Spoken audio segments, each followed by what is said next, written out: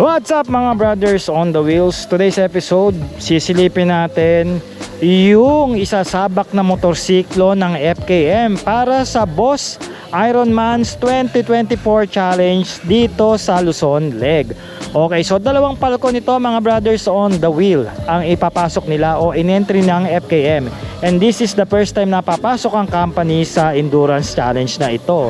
So tignan muna natin dito yung mga ginawang preparation ng FKM, no, sa mga staff ng FKM dito sa dalawang Falcom nila. Unahin natin itong orange, no. Una sa lahat, nagdagdag sila ng decals ng FKM para mas makita ng mga tao ito ay galing sa mismong company. At isa pa, kitang-kita kagad na nilagyan nila rito ng crash guard.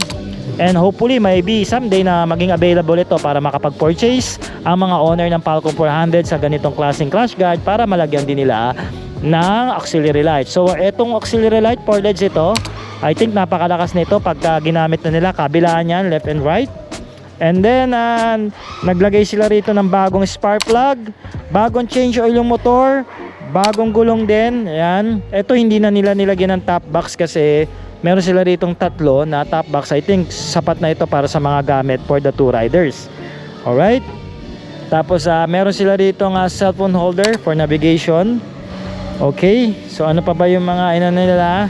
So chinek na rin kanina, nakita ko tinest ride na rin yung motor ng head mechanics dito para to make sure na everything will be smooth pagdating sa endurance, no.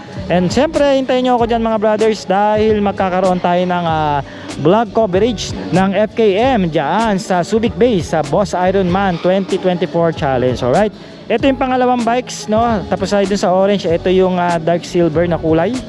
Alright, so iba naman yung approach dito na ginawa dito ng auxiliary light. Nilagay naman nila sa bandang pailalim naman to. Alright, so ito parang nagkaroon siya dito ng engine guard.